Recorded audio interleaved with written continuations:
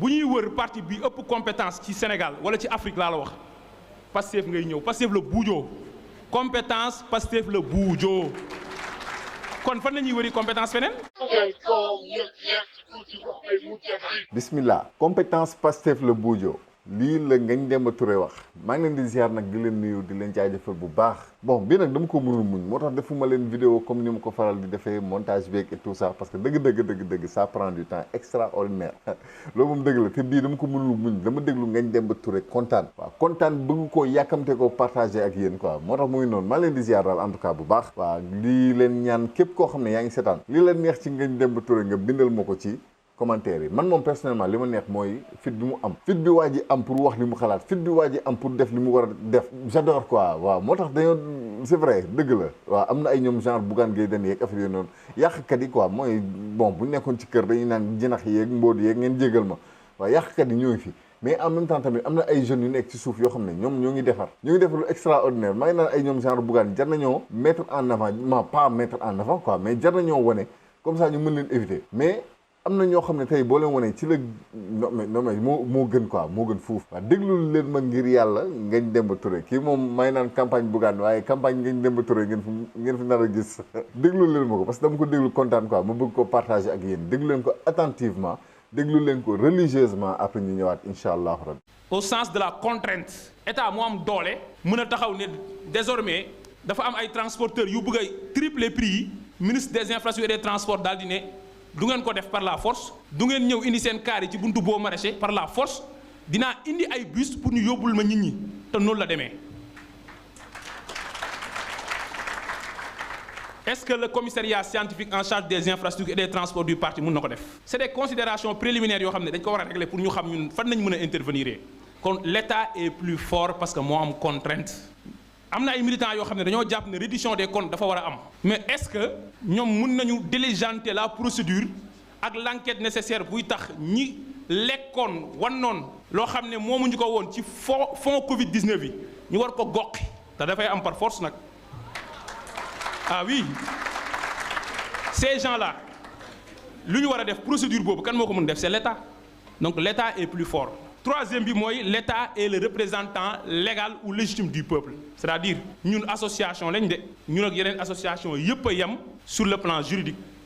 ay nit ku mu neex nga ñëw dugg fa te boo fa duggee seeni règle ñoom nañu respecter règle générale yi nga xam ne moo tënk penc mi waaye ñun la concerné alors que askan wi juddu nga Sénégal sénégalais nga juddoo woo Sénégal teg nga sa tànk ci territoire u Sénégal rek da ngay respecter règle yi nga xam ne mooy administrer cité Sénégal kon État moo mën a agir au nom et pour le compte du peuple kon nag il faut que ñu d'accord ne lu tax ñu ne de prime abord ñu ne ñun lan mooy suñu rôle te ñun ñoo fi def 4 mois c'est parce que c'est une reconnaissance tacite qu'en réalité nous ne sommes pas le maître d'œuvre du projet de transformation systémique et d'ailleurs c'est parce qu'on l'a bien compris moo tax ñu ne ñun pour ñu soppi mbir yi nan lañuy def ñu ne nañ dem uti état boobu pour téye ko c'est important te téye guñ ko ba léegi parce que lenn rek nañ téye mooy l'exécutif central nous devons conquérir l'exécutif décentralisé, toutes les collectivités locales. Nous devons conquérir l'Assemblée nationale. Donc, loolu mooy li jiitu ñu xam ko ne état mooy doxal mbir mi c'est extrêmement important parfois di nga gis militant boo xam ne day jàpp ne impliqué wuñ ko non am na loo xam ne état moo koy doxal te duñ ci waxtaan ak militant c'est important. beneen question bi ñuy laajoon sànq mu ne ñu ne. kon parti bi naka la mën a jouer rôle am te du dugg ci loo xam ne état ko moom ñetteelu question bi mooy kon parti boobu noonu naka lay éviter ba du ñu dévoyer projet bi mu porté woon foofu nag laay waxee ne képp ku ñu dénk responsabilité ci ñun mu tàmbali ci man dañoo am benn devoir l'État au sens propre du terme c'est la situation profonde d'une chose la mooy état wu nit ki la mooy sa état de santé kon état dafa xóot état dafa sew loolu li ñu doon wax ñi fi nekkoon dëgg la état dafa am ay rites état dafa am ay règles de fonctionnement yoo xam ne kenn du ci communiquer parfois mais ñun état yi ñu tegal nii c'est des états néocoloniaux c'est-à-dire concept bi nga xam ne wala idée de départ bi nga xam ne moo animé woon ki doon teg système boobu daf ko tegoon pour am ñu mu noot loolu moo tax ñu ëpp ci administration boobu nga xam ne mooy bras armé bu état boobu boo fa demee ñu lay jàppee benn sujet bu ñëw mais considéré wuñ la comme un usager benn citoyen bu ñëw pour am lu muy régler kon dafa am devoir boo xam ne parti dañu ko am ak ñii animé ko mooy naka ngay fexee ba sous le prétexte que état bi dafa am ay rites nii la war a doxee doo dem nag ba ñu yóbbu la ci ngay dox agenda boo xam ne dévoyé nga complètement li taxoon a jug projet bi. et loolu courage la laaj mais loolu réflexion bu profonde la laaj. attention sans nga dénaturer état sans nga bañ a yàq république ak ay ritam naka ngay fexee ba yow doo def erreur yi ñu la defoon gouverner dans la distance. teg ay procédés yoo xam ne yow ak askan wi da ngeen di sori wala poursuivre ay agenda yoo xam ne in fine sa koom-koomu réew day dellu ginnaaw sa culture réew ngay yàq mais sa gëm-gëmu askan ngay salfaañe.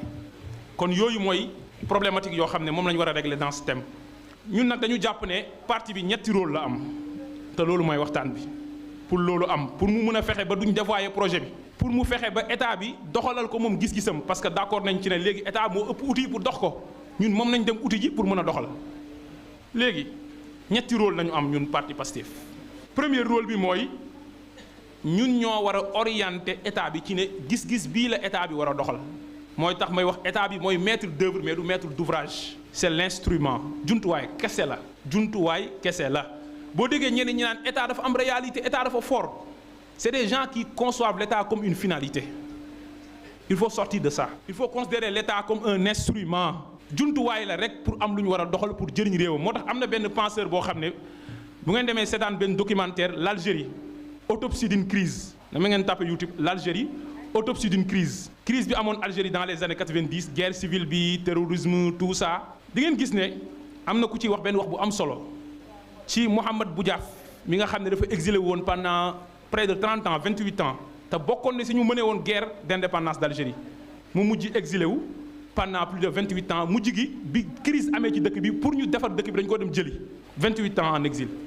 au bout de quelques mois mu décédé ñu assassiné ko dans des conditions yoo xam ne historiens yi ku nekk développé nañ ci. daf ci am ku ne Boudiaf homme d'état la woon mu taxaw ci lan mooy notion homme d'état mu ne suñu dëkk Afrique yi ay homme du pouvoir ñoo fi am mais pas homme d'état. homme d'état mooy koo xam ne li tax a jug état te mooy régler problème mu askanam administrer cité bi loolu mooy souci wam heure bu xëyee di def. homme du pouvoir nag mooy koo xam ne naka lay fexee ba préserver pouvoir ba pouvoir bi du daanu. Sénégal amul ay homme d'état ci li fi jiitu ñun ñu doon wooyee di ñu ko présenter homme d'état amuloon ay homme d'état ay homme du pouvoir la amoon. le rôle des dirigeants de Pastef qui sont aujourd'hui au cœur de l'État c'est d'être des hommes d'État et non pas des hommes du pouvoir. c'est important et c'est une nuance qui est là homme d'État oui muy xëy di complot di tappale sous le dos du peuple non ça c'est pas un homme d'État ñi naan du wax dafa noppi déedéet ça c'est un homme du pouvoir. ça c'est un homme du pouvoir. kon premier rôle bi mooy naka ngay orienter gis-gisu état bi ci loolu nag dafa am ñaari phase bu njëkk bi romb nañ ko ñu ngi ci ñaareelu phase bi. phase bu njëkk bi lan la woon mooy avant ñi yegsi au pouvoir naka nañu waroon fexe ba teg programme bi nga xam ne moo war a convaincre sénégalais ñu jaay leen ko. waaw projet bii ñuy wax nga xam ne dañ ko war a pare en ce sens que mooy référentielu politique publique yi. projet boobu ñi ko bind mooy Pastef à travers ses cadres te loolu ñun ñoo ko def kon tey bu ñuy wax baatu projet baat boobu ñun ñoo ko moom original c'est original waa Pastef ñoo moom baatu projet loolu ñun ñoo ko moom kon suñu gis-gis nañu war a doxal. mais après l'arrivée au pouvoir naka nañuy def ba mettre en œuvre projet bi foofu nag benn mbir rek moo ñu mën a permettre ñu mun ko réussir. mooy ce sont les militants de Pastef qui doivent être au cœur de tout l'appareil de l'État et il faut l'assumer. ñeent moo tax loolu moo war a am ñeent bi si jiitu mooy projet boobu ñu war a doxal kan moo ko concevoir. Bassirou Kébé laaj leen ko ñaata la daj ci politique urbanisme ak habitat lan lañ war a def aménagement du territoire ak leneen kenn ci réew mi gënu ko outillé pour mu doxal SNHLM c'est ça la vérité. kon ñoom ñoo ko concevoir. ñaareel bi mooy ñoom am nañ compétence wala amuñ compétence bu ñuy wër parti bi ëpp compétence ci Sénégal wala ci Afrique laa la wax Pastef ngay ñëw Pastef la buujoo compétence Pastef la buujoo kon fan la ñuy wëri compétence feneen. ñetteel bi mooy projet bi ñi nekk ci parti bi ñoo ko gëm loolu mooy dëgg parce que ñooñu ñoo gis projet bi ñëw dugg jënd carte membre ne dañuy xëy suba ngoon pour lii yegsi ci kaw état bi dëgg la wala dëgg. ñeenteel bi mooy ñooñu gëmuñu ko kase waaye gëm bi dafa adossé wu ci sacrifice Ousmane Fall mi ngi nii ma jàkkaarloog moom ñaata la daj ci sacrifice ci projet bii nii xam nañ ci exil ci emprisonnement ci convocation ci leneen ak leneen. kon ñooñu nga xam ne mbir mi pour mu yegsi au pouvoir jaraloon na leen ñi tayle seen carrière tayle seen alal tayle seen vie tayle seen liberté ñenn ñi seen sëy tas ci ñeneen ak ñeneen ñenn ñi sax seen i mbokk bàyyi leen ne ñi dañoo dof ñooñu tey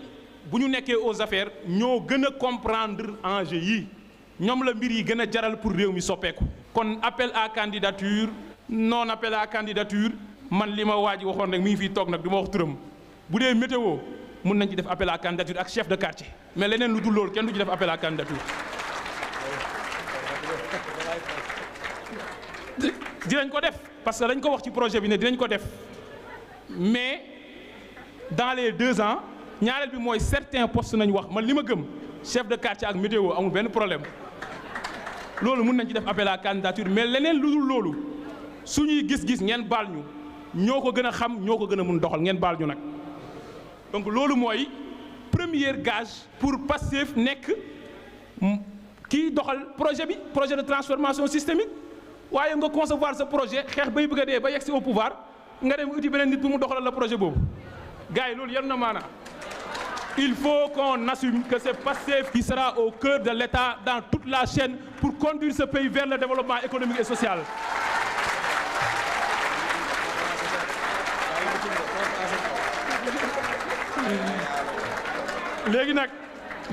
léegi nag loolu bu ko Pastef bëggee dafa am ay exigence yoo xam ne Pastef da ko war a teg boppam première exigence mooy Pastef dafa war a def effort u identifier ses compétences. Les compétences du parti ne se résument pas au bureau politique, au mouvement des cadres, au mouvement des jeunes, etc. Non. Les compétences du parti ne se résument pas au visage connu, Ngagne Demba, Baro, Bassirou Kébé. Non. Il y a énormément de militants à la base qu'il faut aller chercher, identifier pour les mettre au cœur de l'État. Et bu ngeen xamoon le président de la République Bassirou Diomaye Diakhar Faye ak le premier ministre Ousmane Sonko ak ministre yi ñu fal ak DG yi coono bi ñuy daj ci jéem a identifier les profils dans le parti di ngeen xam ne ñu ngi ci liggéey boobu mais liggéey boobu dafa war a wëy te dañ ko war a gën a organiser gën ko ñoŋal te ñu ngi ci. yamuñu foofu man jeunes yi laa jiite bi ma laajtee CV wu coordonnateurs départementaux yi ak ñu bëri ci ay CV en commençant par moi les gens doivent être au cœur de l'État. mais il y a d'autres personnes yoo xamante ne mën nañu gën a yokk seen jàng commençant par moi dañ koy waxtaanee rek. ci loolu il faut travailler à la formation d'une élite patriotique dans tous les secteurs d'activité. Si nous voulons conserver le pouvoir pour 50 ans nous devons former des générations de patriotes ñoo xam ne dañ leen di former ci secteur u xam-xam yi gën a ñoŋ ci àdduna bi ba bu ëllëgee les questions spatiales ci réew mi ki war a toog naan mbirum nucléaire. Jean-Michel mi ngi fi ki war a toog naan mbirum espace mbirum satellite te am benn responsabilité bu rëy ci réew mi kenn du ko mën a ger parce que jeune la boo xam ne JPS la jaar ñu formé ko pendant 10 ans parti bi fayal ko formation mu dem bitim réew jàng ñëw. C'est un travail sérieux et méthodique qu'il faut faire kon maa ngi ñaan ñii nommé na leen ñi di defal suggestion mais xam nañ fi ñuy jëm de te ñu ngi liggéey ci ay perspectives yoo xam ne c'est dans le long terme. du dañ ma bëgg a nommer rek tey nga teg pression non xam nañu liggéey bi ñuy def te liggéey bu sérieux la boo xam ne li ñu bëgg mooy fii ak juróom fukki at fii ak téeméeri at ñii nekk au cœur de l'État fépp ay sénégalais yu jub nañuy doon ay sénégalais yu am xam-xam la ñuy doon mais ay sénégalais yu gëm seen réew la ñuy doon bëgg seen réew. parce que Baro mu ngi koy wax sànq ne li ñu bind ci carte membre bi boo koy jënd Pastef mooy da nga am obligation. sa intérêt particulier nga arrimer ko ci intérêt général mais yamuñ ci loolu dañ ne l'obligation de renoncer à l'intérêt individuel au cas où il serait en conflit avec l'intérêt collectif sa intérêt individuel boobu nga am bis bu demee ba jàkkaarloog intérêt collectif da nga war a renoncer ci sa intérêt individuel boobu loolu dafa am loolu nit du xëy rek am ko dëkk yi nga xam ne seeni citoyens ay patriotes nañ dañ leen ci former Pastef tey force de mobilisation bu mu am dafa war a yem ci yegg si pouvoir rek jéem a changer mbir yi wala dafa war a participer dans la formation citoyenne et politique des Sénégalais et des jeunes Sénégalais. Ça, c'est un défi majeur que nous devons relever si nous voulons transformer systémiquement le pays et ça, c'est un rôle du parti Pastef. ñaareelu rôle bi nag mooy servir d'interface et d'interlocuteur de l'État auprès des communautés. mooy naka nañuy fexee ba parti bi mooy jàppale État pour li mu war a def pour askan wi. parce que dañu ne État boo xam ne proximité la wax. kon lépp looy def dafa war a am approche communautaire. Rokhaya Thiam bu waree liggéey COSEC mu réussir mënu ko def te du impliquer les importateurs et les exportateurs sénégalais. Cette approche-là, elle est fondamentale. SONAGED mënuñu réussir une bonne politique de gestion des déchets ba pare ne ci kaw la ñuy toog te duñu wax ak population yi. te communauté yi nga war a seetal ñoom ñoo xam seeni gox. Jean-Michel Sène mënut ne day régler problème électrification rurale tëju ay bureau ci kër góor gi. approche communautaire boobu nag lu tax mu war a am te ñu war a impliquer parti bi pour parti bi mën a jouer rôle boobu. Pastef booy wër organisation sociale ci askan wi du mouvement société civile du mouvement social du association de quartier du AIC du organisme communautaire. Pastef mooy mouvement social bi gën a jege askan wu Sénégal. du don de sang du consultation médicale gratuite ak leneen ci ay activités ay setal ay reboisement bu ñu xoolee Pastef bi ñu ko créé ba léegi li mu réaliser ci activité citoyenne non mais c'est extraordinaire. donc yéen ko déggandoo Ngagne Demba Touré encore une fois énergie bi nga xam ne moom lay waxee man énergie boobu noonu man sax bopp daf may xabtal donc ñu ngi koy jaajëfal bu baax a baax ndax Sénégal nag xeetu nit yii lañ soxla. waaw su ma leen nee genre Ngagne Demba Touré bii nii ñoom ñoo war a mën a doon ay opposants ci réew mi ndax di ngeen ma gëm te effectivement genre xeetu opposants yii la ñuy soxla moo xam ne ñoo xam ne non seulement xam nañu idéologie Pastef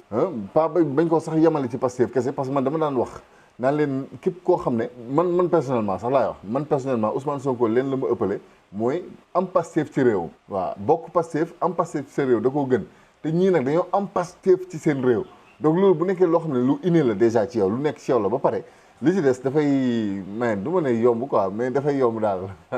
li ci des dafay yomb. waaw mu ngi noonu donc kii nii genre opposant yi nii la Sénégal di soxla après. waaw nga xam que ni après bu ñu ñëwee li nga xam ne Ousmane Sonko da ko liggéey. ci nit ñi ci xel yi ba pare ci xol yi ba pare liggéey ko ci réew mi ñoom dañuy ñëw day mel ni Ousmane Sonko bu taggoon ceeb ba pare ñu ne war nañ ci mën a dolli xorom. waaw ñu ñëw nag loolu mooy doon argument principal opposition bi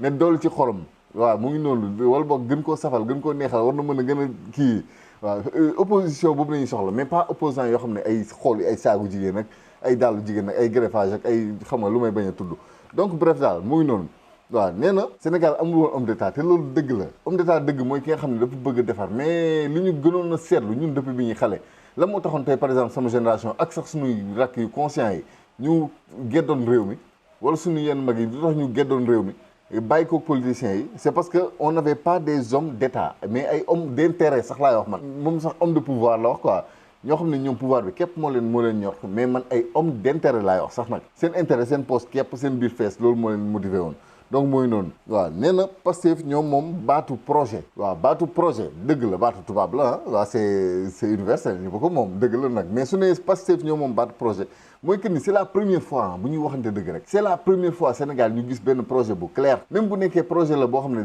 ne day wootee rek ci Pastef day wootee rek ci nit ñi am Pastef ci seen réew c'est déjà un projet extraordinaire quoi donc dëgg la ñoom ñoo fi taxaw ne projet bi waaw ba yenn dénigrants yi yenn faux opposants yi toog fi naan ay projet gisuñu projet mais bon yàlla baax na waaw compétence Pastef la buujoo loolu tam neex naa dégg parce que dañ koo gis dañ leen dégg bu ñuy wax dañ leen di déglu te ñun Sénégal dofuñu ñun Sénégal li tax ñu tànn waa Pastef c'est parce que xam nañ que ni seen i compétence fi mu toll xam nañ que ni ñii ay nit lañ lu mu tuuti lu mu gàtt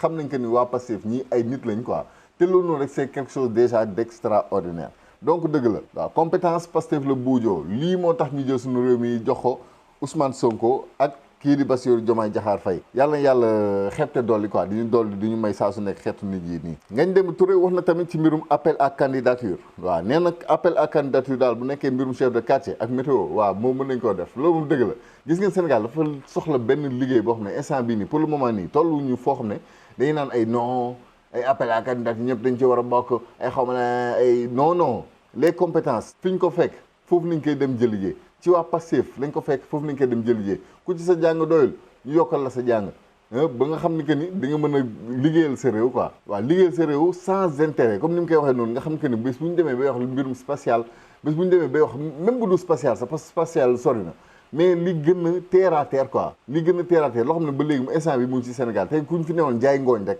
boo jaay ngooñ da ngay jaay ngooñ avec waa ragal yàlla bi war waaw mu bañ la tiital kenn du la mën a ger exemple yooyu noonu yëpp ñëwee fi balaa su ñuy àgg ci yenn affaire yu kawe yi donc appel à candidature moom nañ leen ranger suñu réew mi ba mu ranger ba ñu xam que ni léegi c'est la majorité qui est droite majorité bi moo jub ba pare su boobaa nag ñuy def ay appel à candidature di xool nit ku ci nekk nag tamit boo respecté conditions yi les conditions après tamit ñu xool tamit ab li ñu di wax enquête de moralité. waaw xool nit ki ban xeetu nit la nu muy xalaateeg la muy yëg ak son passé ak son avenir rek léppam limba ci lijjanti léppam daal ba mu clair ñu doo koy jox responsabilité bu mu mënti doon même bu nekkee bale mbedd la sax nag. li ma gën a neex ci li nga xam ne moom la Ngagne Demba Touré wax mooy intérêt individuel contre intérêt collectif. intérêt individuel nag loolu moo ñu rey ñu Sénégal boobu ba tey. waaw loolu moo tax tey koo fi joxoon nguur gi intérêt individuel moom lay xool ak ñi ko jege waaw moo xam njabootam moo xam ay bref quoi waree ba ku lim juum. waaw mais ñoom seen i intérêt propre moo leen daan taxaw def moo leen daan taxaw wax. waaw fii nag instant bi nii li ñu war a yar suñu bopp ñun Sénégal mooy intérêt collectif. intérêt collectif bi li nga xam ne moom mooy intérêt wu askan bi globalement mu gën yow sa intérêt personnel yow mii nga xam ne yow yaay nit ki. waaw bu ñu demee nag ba dépassé genre esprit yooyu noonu day gën a yomb pour yàlla gën ñoo dimbali gën ñoo may xeetu nit yu mel nii suñu doom yi bu ñu ñëwee fekk fi esprit boo xam ne c'est vraiment patriotique esprit boo xam ne dina dépassé yenn bassesse yi. ñu mën a nekk daal ci beneen niveau te Sénégal loolu la soxla nag tey jamono ji waaw maa ngi leen di jaajëfal daal di leen dig daje bu baax a baax di leen dig daje ci vidéo yi ñëw incha allah ci nu mu gën a gaawee waaw bu leen fàtte nag aimé vidéo bi partagé ko parce que mooy dimbali mooy ñuy jàppale nag dëggantaan ci liggéey bi loolu moom c'est vrai quoi waaw kon boobu maa ngi leen ci soññ di leen ci ñaax di leen koy ñaan bu baax a baax am leen jàmm di leen dig daje ba subaak jàmm incha allah rabbi wala ci kanam rek parce que Ngagne Demba Touré tamit li ñu war a décortiquer ci moom dafa bëri de instant bii nii vidéo bii ma gis nii man moom daf maa xabtal am na lu muy demee ma ñëwaat ci léegi ci kanam incha allah maa ngi leen di jaajëfal